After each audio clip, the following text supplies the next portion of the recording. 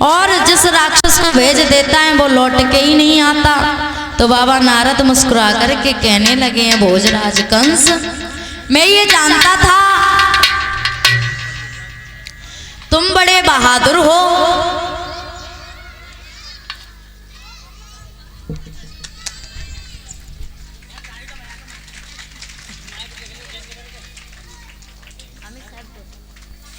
और ये अमित भैया सैदपुर के रहने वाले हैं।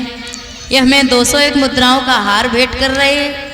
ठाकुर जी की कृपा सदैव इन पर बनी रहे, पढ़ाई लिखाई में अपने माँ बाप का नाम रोशन करें। और ये कुछ 50-50 मुद्राओं से समस्त स्टाफ का सम्मान कर रहे हैं। भगवान इनकी सारी मनोकामनाएं पूर्ण करें।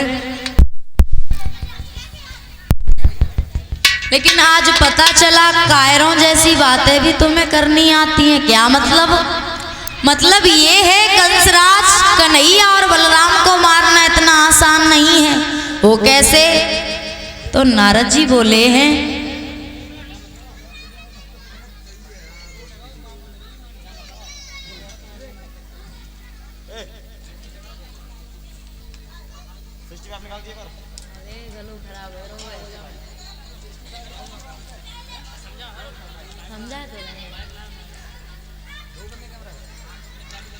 बोले हैं नारद जी, कहा मकड़ी अगर अपने मुंह से अगर इंसान के चारों तरफ जाल बिछा दे तो वो कंसराज वो जाल नहीं माना जाता।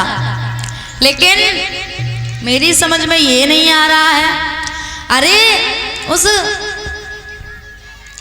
कन्हैया को मारना तो गुड्डा गुड़ियों का खेल है, तो तुम ऐसे कर रहे हो। कंस कहने लगा, बाबा आपने ये क्या किया? गुड्डा और गुड़ियों का खेल उन्हें तो मारने के लिए अगासुर, बकासुर, पूतना, सक्टासुर, त्रिड़ाव्रत पता नहीं कितने राक्षस भेजे, लेकिन क्या बताएं, तकदीर ही ऐसी कमजोर हो गई जो कि मैं ऐसे काम में असमर्थ रहा। मैंने उन्हें मार नहीं पाया। तो बाबा नारद कहने लगे, काम करो, क्या तुम राजा हो, कोई झूठा इल्जाम लगा करके या कुछ भी करके सब यादवों को पकड़ करके वृंदावन में, मथुरा की जेलों में भर दो, और जब भर दोगे तो और ये और कह देना, हेलो, जेल में डालने के बाद जब तुम चाहो उन दोनों को पकड़ के मार देना, तुम्हारे लिए कौन सी बड़ी बात है। तो कंस कहने लगा, बाबा ये बात तो समझ में नहीं आई। कैसे समझ में नहीं आई?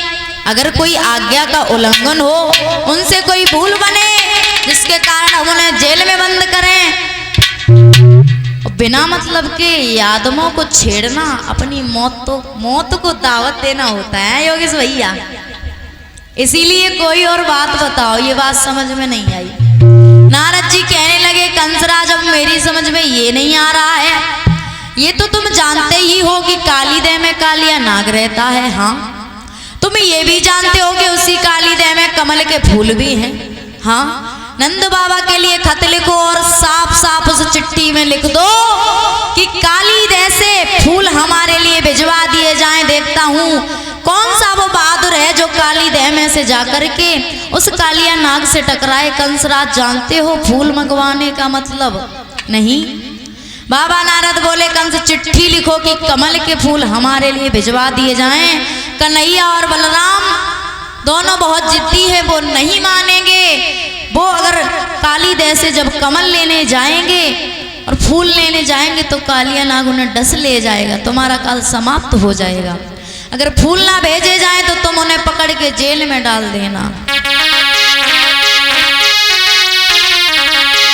कि बेफूले तोड़ने जाना है और काल के गाल में जाना है।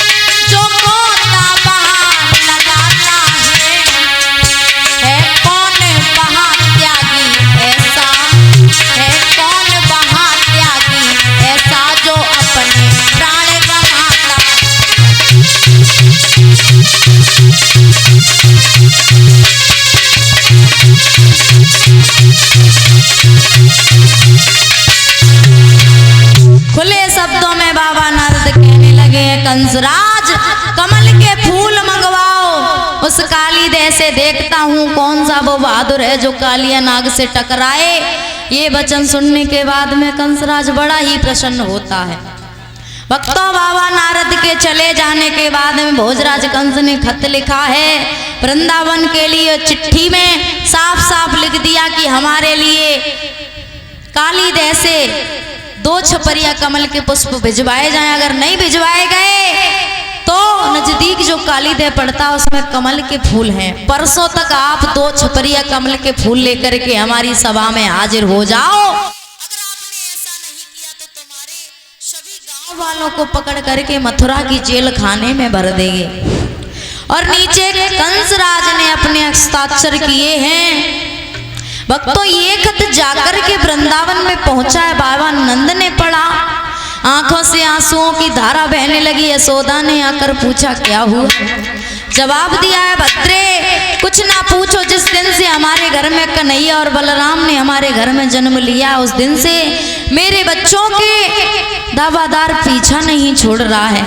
आज यशोदा मैया रोने लगी और कहने लगी क्या बात है कि कंसराज ने कालीदेह से पुष्प मंगाए। अगर कालीदेह से पुष्प नहीं भेजे गए, सभी यादवों को पकड़ करके कंसराज मथुरा की जेल में भर देगा। भक्तों, यशोदा माँ ने जिस वक्त ये सुना है तो आंगन में बैठ करके वो बुरी तरह से रोने लगी।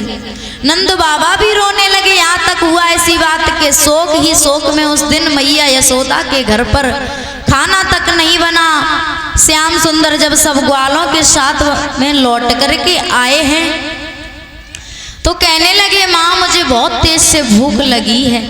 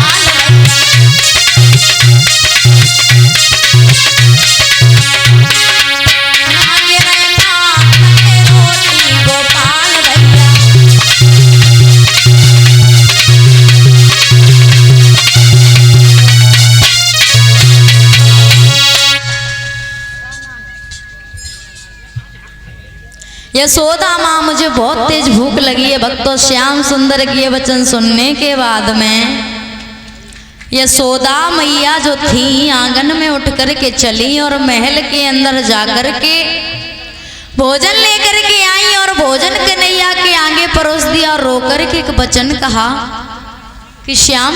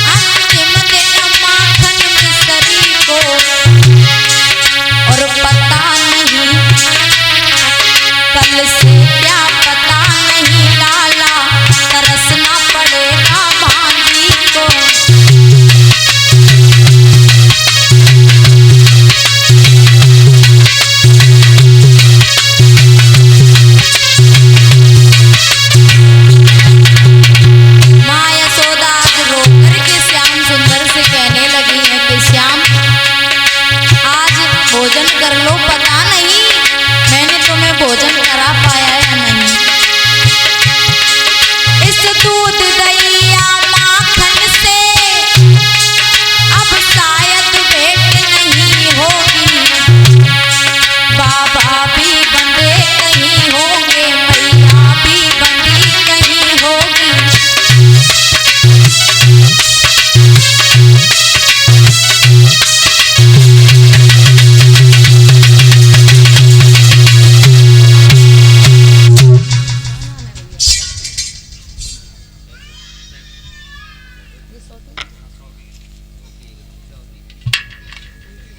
और ये बंटू भैया जो सैदपुर के रहने वाले हैं, इनकी धर्मपत्नी के द्वारा एक 101 मुद्राओं का हार भेंट हो रहा है और समस्त स्टाफ को कुछ 21 मुद्राओं और एक शापी डाल करके समस्त स्टाफ का सम्मान हो रहा है।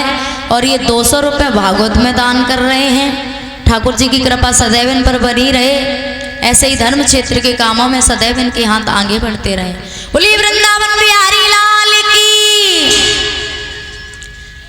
तो जब रोकर के कहने लगी लाला भोजन कर लो, पता नहीं इस दूध दही से शायद ही तुम्हारी भेंट होगी।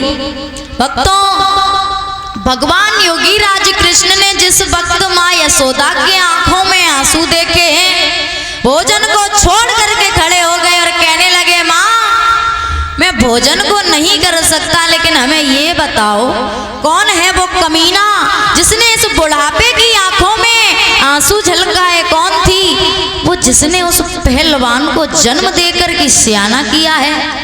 माँ हमें उसका नाम बता दो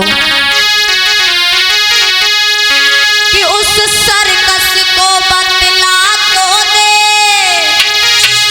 एक सर से उसे काट डालूं, जिसने कुछ जबा चलाई हो उसकी वे जबा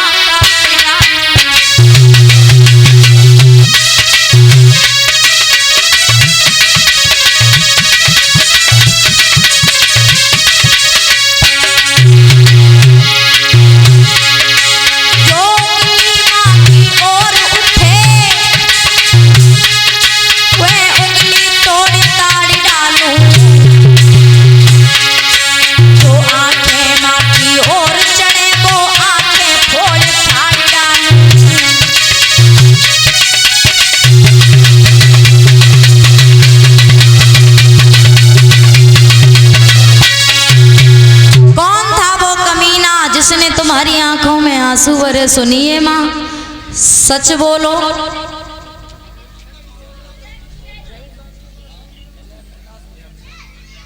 और ये जयप्रकाश भगत जी जो सैदपुर के रहने वाले हैं, ये 50 रुपए देकर के समस्त स्टाफ का सम्मान कर रहे हैं। राधा रानी की कृपा सदैव इन पर बनी रहे, भगवान इनकी सारी मनोकामनाएं पूर्ण करें।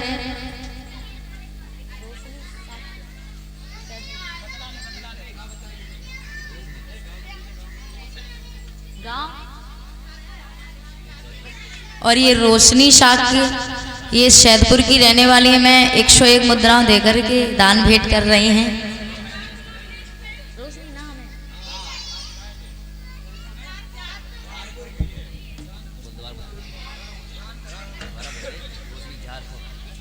ये रोशनी भैया जी ये झारपुर के रहने वाले हैं, माफ करना सुन नहीं पाया सही से। और ये 500 रुपये जयप्रकाश भगत जी सैदपुर के रहने वाले 500 रुपये भागवत में दान कर रहे हैं। ठाकुर जी की कृपा सदैव इन पर बनी रहे। बोलिए गोविंद भगवान की। आज कहने लगे भगवान कृष्ण शायद तुम नहीं जानती हो कि हम में और बलराम भैया में कितनी शक्ति। और भगवान बोले कि तेरी आज्ञा हो तो मैया इंद्रासन अबई हिलाए डाल।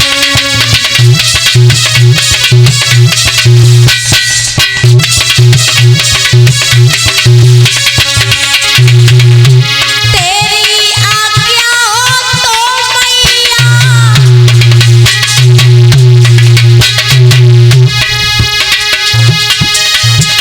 इंद्रासन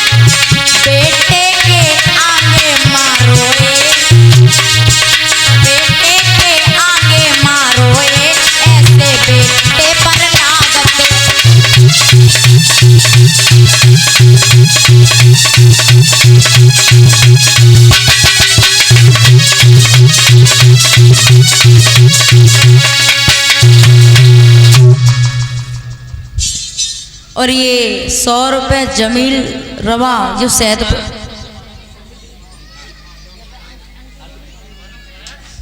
जमील खां, और ये सैदपुर के रहने वाले हैं। मैं ये भागवत में 100 रुपये दान कर रहे हैं। ठाकुर जी की कृपा सदैव इन पर बनी रहे, ऐसे ही धर्म क्षेत्र में सदैव इनके हाथ आगे बढ़ते रहें। आइए देखते हैं कथा की ओर। सच बोलो माँ यशोदा, मैं तो तुम्हारे आंखों में आंसू नहीं देख सकता, तुमने रोकर के ये वचन क्यों कहे। मैया यशोदा तुम नहीं जानती हो